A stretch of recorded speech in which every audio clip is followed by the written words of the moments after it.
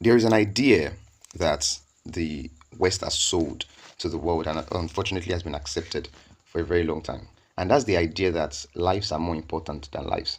For instance, an information has been circling that Iran, is trying to attack California, which is actually very funny because we all know they don't have the military capability to do that. They don't have any ballistic missile that can actually reach California. And by the way, if that attack actually does happen, it's most probably Israel. But that's by the way. But my point exactly is I've seen a lot of comments, even from someone like Tucker Carlson, who is definitely not in agreement with the war and the whole administration of Trump. Even he said it will be it will be enough cause for United States to have boots on the ground in Iran if Iran actually attacks the United States directly, like the rumor, California. It's enough cause for the United States to have boots on the ground in Iran.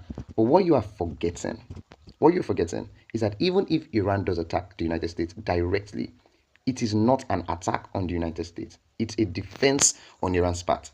That is the reality. Because you've forgotten that the United States did attack Iran first in Iran, and the first attack of Iran, the first attack of the United States on Iran was on two schools where over 160 kids died. So are you telling me now that the lives of Americans, for some reason, is actually more important than the lives of Iranians? I thought human lives generally matters. Like, why is it that for some reason the lives of Ukrainians are more important than the lives of Palestinians? Why is it that the lives of those in Lebanon doesn't matter? Why is it that the lives of women and children and unharmed men in the Middle East don't matter?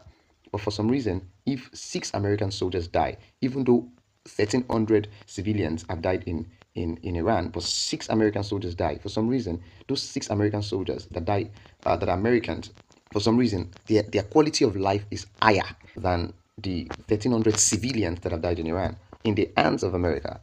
So I don't understand this whole thing. I'm not saying I want Americans to die. I do not want Americans to die. But I do not want Americans to die not more than I do not want Iranians to die. I don't. Nobody should be dying over this war that is in the benefits of some billionaire club. Nobody should be dying. What about that?